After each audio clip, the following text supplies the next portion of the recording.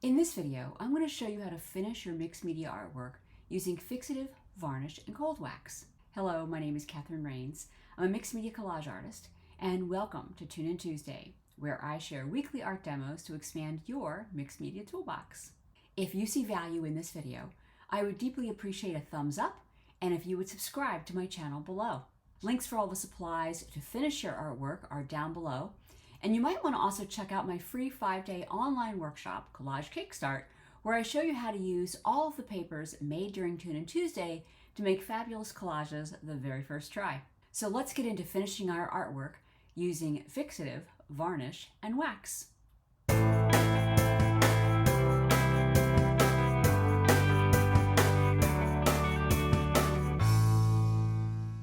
So you've gotten to the point in your collage or your mixed media work where you love what you've created and it's time to finish it. So I'm going to talk about 3 options for finishing your work today using a workable fixative, a varnish, and a cold wax. So let's go through these one by one. So first, a fixative. So you want to use a fixative to make your work permanent when you know that you're using water-soluble elements. For instance, a pen that might bleed that you have put on your work. Sometimes a magazine or a collage paper has paint on it that sometimes will bleed or smear onto the collage. So if you find that happening, you can stop and spray one of these products on it. Now, this is the product I should be using. It's a Spectrafix. It's used by artists around the world.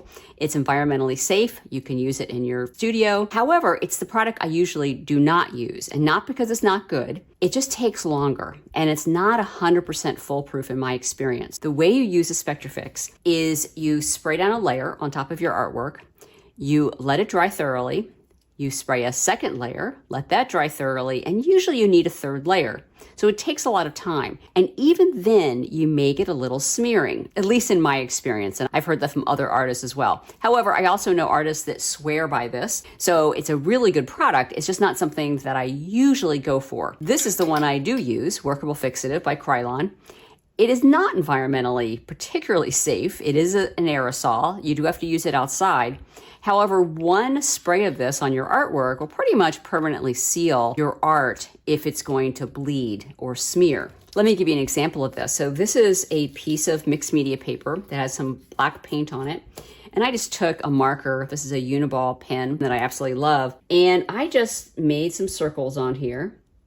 And that's new ink, but if I were to activate any part of these circles that have dried, so I've got a little bit of water here, and if I add water to this, it comes right off. It smears. This is the same thing that would happen if I used a matte medium to take this collage paper and glue it into my collage. I am going to have it come off. However, if I spray this on it, that won't happen. So this is what I will use if I know I'm going to get any kind of smearing because I'm using some kind of pen work, or if the paper itself is not stable. Sometimes the ink on the magazine is not stable and it will run as well. So I'll use a workable fixative before I glue it down so that I prevent it from smearing like this. The final layer will be some kind of varnish and or a cold wax. Now, before you add a varnish, you have to be sure that you are completely done with your artwork, because once you add a varnish or a cold wax, you can't change the collage anymore or your artwork anymore. And that includes signing the artwork. So once you're completely finished, then you can add a varnish or cold wax. Now, if you ask 100 artists what they do to finish their work with a varnish or cold wax, they'll probably give you 100 different answers with 100 different products. But what I'm going to show you is what I use, what I've been using for about 20 years and I've had a lot of success with. But you have to decide for yourself what products work for you. But let me give you a few options. So as far as varnish goes, I'm pretty attached to golden varnish. And I like the varnish that says this on it. UVLS. This is an ultraviolet protection layer. You can get it in liquid or in a spray. Now, the liquid version, you actually have to mix with water first. So I just get a condiment bottle and the formula goes 3/4 varnish to 1/4 water. And then you gently stir this. You don't want to shake it because you don't want any bubbles. And then you just pour a small amount on your artwork and you brush it out. Now, I used this particular product for many, many years. You can get it in satin, gloss, or matte. Now, when using a liquid varnish at least Golden's liquid varnish, you need to put down a barrier of gloss medium first. So you would actually give a coat of gloss medium, let that thoroughly dry, usually 24 hours to make sure it's fully cured, and then you would apply your liquid varnish. So it takes a little bit more time. Now, I did use that process with this particular collage. I added this liquid varnish to it, and I'm not sure if you can see this, but there's a little bit of pooling around this three-dimensional element that sits above the collage. So when I am varnishing a collage that does have some dimension to it, you can actually feel some things on the top here, including this molding paste. I will actually not use the liquid version. I will use the spray, Golden Varnish. Now, what I particularly like about this, it's very fast. So it is an aerosol. So I actually lay a shower curtain out on my driveway. I lay my artwork out, shake this for a couple minutes, and then I give it a good even spray. Let it dry for 15 minutes, and I usually go back and give it a second spray, so it gets 2 coats.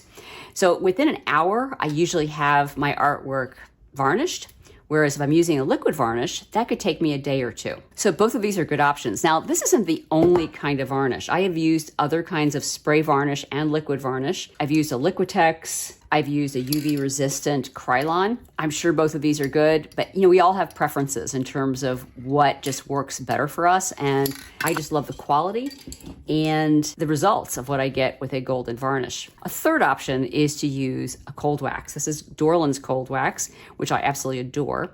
This is a sealant, a varnish all in one. It is considered museum quality, and it can be used as a top coat for your artwork without a varnish.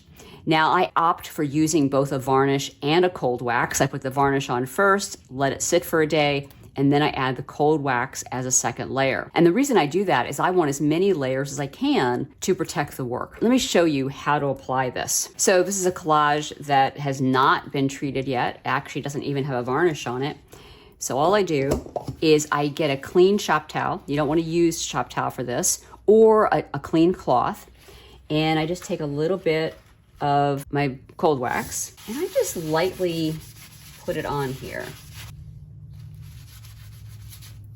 I'm just giving it a nice coat of the wax. I'm not polishing it in, I'm just making sure that it is coated with the wax.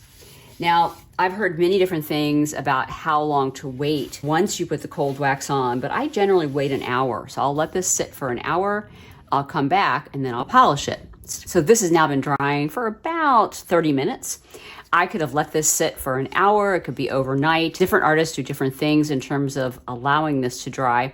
But 30 minutes actually is enough, even though an hour is typically what I will do. You get a clean shop cloth or a towel. You don't want to use a used one. I'm not going to use the one I put the wax on with, although I could use the opposite side of this, but I'm just going to use a clean one. And all I'm going to do is basically polish. So I'm basically buffing the wax into the piece. It takes a little bit of elbow grease, a little bit of time, maybe 15 minutes to get this nicely buffed in. And I will just keep working this until I get a little bit of a sheen. Now, let me show you what a sheen looks like. So this is a piece that has the Dorlands on it. And if you can see, it has a little bit of shine there. Now, it's not meant to give it a gloss. It's just a little bit of a satin sheen. Now, what's really beautiful about the Dorland's wax is that this is now sealed to the point where I can touch it and I won't hurt it. So if you want to mount your artwork like I am, which is this is a cradled board, or if you want to mount it in any way without glass, this is an excellent alternative. And again, you can use this all by itself without varnish, or what I do is I put the varnish on first and then I put a cold wax on so that I've got double the protection. But either one works. The reason I use both is because I do use, a lot of mixed media elements that aren't archival. Like this is a piece of magazine that is not acid-free. So as many layers of either varnish and or wax that I can put on it, the more light fast and protected this will be over time. So with a cold wax and a varnish, I feel confident that this piece will be light fast and it will last for ages. Now I could apply 2 or 3 coats to create an almost encaustic look here. I would do that in phases though. So I would put a coat on this, buff it out, wait a day, put another coat on, buff it out, wait a day. The more layers you put on, the more it'll look encaustic. It'll have like a layered wax look to it, which I think is beautiful as well. Now, if you do art journaling, using a Dorland's wax to protect your pages is an amazing option. Now, I don't use a Dorland's wax with all of my sketchbook pages. I use it on those that are on facing pages like this. So these actually close up on top of each other, whereas this doesn't. So the fact that I've got a clean page here, I'm not going to go to the extra step of putting the Dorland's on here. I could, but it's more work than I want to do. But in this case, because they face each other and there are some elements here that actually could stick to each other if they're closed. So putting a Dorland's wax on this on both sides and buffing it out will help it from sticking and just protect it long term. So that's it for fixative, varnish, and cold wax. I'm curious what you use. Please share in the comments because there are many products that other artists use. They have a lot of success with. And add to the discussion, what is it that you find really works for you?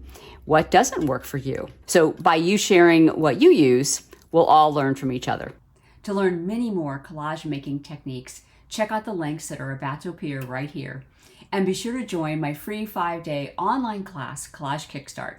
The link to sign up is under More below. And if you haven't already subscribed to my channel, I would be deeply grateful if you would. And I'll see you here next week for Tune In Tuesday.